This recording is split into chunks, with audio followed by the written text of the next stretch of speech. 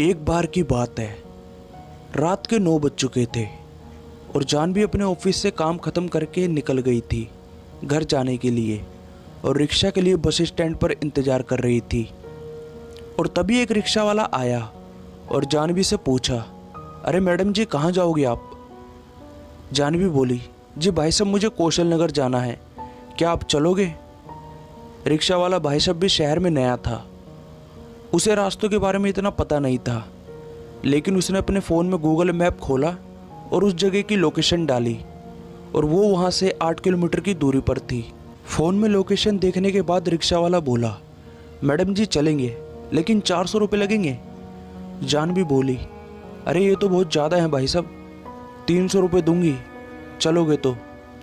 रिक्शे वाले ने जानवी को ऊपर से नीचे तक पूरा देखा और उसके बाद बोला, चलो ठीक है मैडम जी बैठ जाओ, चलते हैं। और जानवी रिक्शा में बैठ जाती है और रिक्शा वाला भाई साहब रिक्शा लेके निकल पड़ता है। और तभी थोड़ी देर बाद रिक्शा वाला अपने सामने वाले शीशे से जानवी को घूरे जा रहा था और बार बार अपने शर्ट के कॉलर को ठीक कर रहा था और मस्ती से गीत गा रहा था, मेरी जान जरा कबूल कर लो, तुम हमसे इश्क करने की जरा सी भूल कर लो। जानवी को यह हरकत बिल्कुल भी अच्छी नहीं लगती है और वह किसी को फ़ोन लगाती है और कहती है, अरे राखी, तुम्हें पता है ना मेरे पति आज अमेरिका जा रहे हैं, तो क्या तुम मेरे घर पर आ सकती हो आज?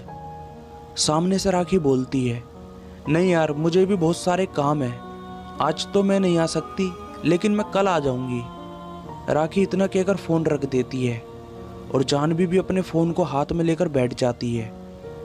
अब रिक्शा वाला फिर से जानवी को घूरने लगता है। फिर कुछ देर बाद कौशल नगर आ जाता है और जानवी एक बड़े बंगले के सामने रिक्शा को रुकवाती है और जानवी रिक्शा वालों को पैसे देती है और रिक्शा वाला उस घर को ध्यान से देखता है।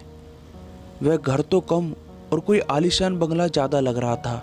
जानवी पैसे देकर वहाँ से चली जाती है और अपने घर का दरवाज़ा खोलकर अंदर चली गई। तभी रिक्शे वाले ने शीशे में देखा कि पीछे कुछ पड़ा हुआ है। जब उसने ध्यान से देखा तो जानवी अपना फ़ोन रिक्शे में ही भूल गई थी। इसलिए रिक्शे वाले ने सोचा कि इसका घर इतना बड़ा और महंगा है तो इसका फ़ोन भी तो कितना महंगा होगा, इसको चुराने के बहाने से जल्दी से यहाँ से निकल लेता हूँ। तो रिक्शा वाला जल्दी से अपना रिक्शा चालू करता है और वहाँ से निकल लेता है। तभी रिक्शे वाले ने थोड़ी दूर जाकर उस फ़ोन को अपने हाथ में ले लिया और उसे चालू करने लगता है। और फ़ोन भी काफ़ी महंगा था, कम से कम 20,000 का तो होगा, लेकिन वे फ़ोन चालू नहीं कर सका। और उसके मन में एक ख्याल आता है, क्यों ना उस मैडम को फ़ोन वापस दिया जाए, क्योंकि आज उसका पति भी घर पर नहीं है और इस काम के लिए उस रिक्शे वाले को किसी और की भी ज़रूरत थी। तो उसने अपने दोस्त को फ़ोन लगाया तो उसका दोस्त बोला, तुम चलो मैं अभी आता हूँ।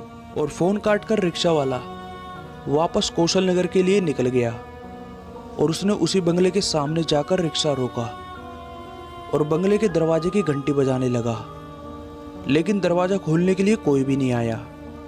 उसने 3-4 बारी घंटी बजाई लेकिन कोई भी नहीं आया। तो उसने हल्के हाथ से दरवाजे पर धक्का मारा तो दरवाज़ा अपने आप खुल गया। उसके बाद वो अंदर जाता है और सारे घर में इधर उधर देखता रहता है और आवाज़ भी लगाता है, लेकिन वहाँ कोई नहीं था।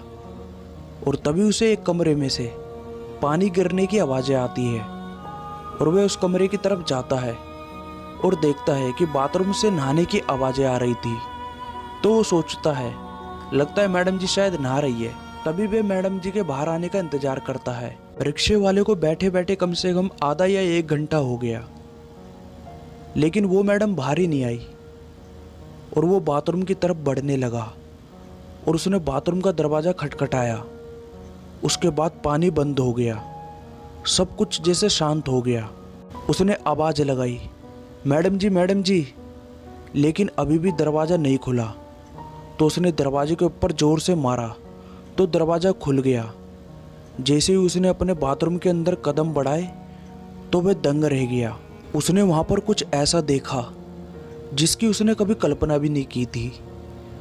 उसे वहाँ पर सड़े हुए मांस की बदबू आ रही थी और उसने धीरे धीरे अपने दाएं तरफ देखा। दाएं तरफ देखते ही वह दीवार से चिपक गया। उसने देखा कि बार टब में कम से कम 10-15 लाशों का ढेर पड़ा था और पास में 10-15 फ़ोन। उसने अपने जेब में से फ़ोन निकाला और देखा सभी फ़ोन एक जैसे थे। अब उस रिक्शे वाले ने ध्यान से देखा कि उन 15 लाशों की ड्रेस का कलर और कोड एक ही जैसा था। और फिर उसने अपने कपड़े की तरफ देखा तो उसने भी वही कपड़े पहन रखे थे जो उन 15 लोगों ने पहन रखे थे। अब रिक्शे वाले को पसीने आने लगे थे और वो काफ़ी डरा हुआ था। उसने इधर उधर देखा पर मैडम उसे कहीं नहीं दिखी। और तभी अचानक से उस रिक्शे वाले को पीछे से जोर से लात मारकर वही मैडम उस लाशों के ऊपर धकेल देती है। और रिक्शा वाला भैया जब पीछे देखता है तो वह मैडम अब मैडम नहीं बल्कि एक बहुत भयानक चुड़ैल बन चुकी थी। उसके बाल उसके सर के आगे आ रहे थे, उसके कपड़े के ऊपर खून लगा हुआ था और वह बोल रही थी, तू यहाँ रंग रंग खेलने आया है ना? देख, मैंने 15 लोगों को मार दिया है और तुझे भी मार दूंगी। तभी रिक्शे वाला जल्दी से अपना फ़ोन निकालता है और अपने दोस्त को फ़ोन लगाता है तो उसके दोस्त का फ़ोन बंद जाता है। तब वो चुड़ैल बोलती है, किसको फ़ोन लगा रहा है? अपने दोस्त को? उसको तो मैंने कब का मार दिया। ये सुन के रिक्शे वाले की तो होश ही उड़ जाते हैं और चुड़ैल ने उन 15 लोगों की तरह उस रिक्शे वाले को भी मार दिया।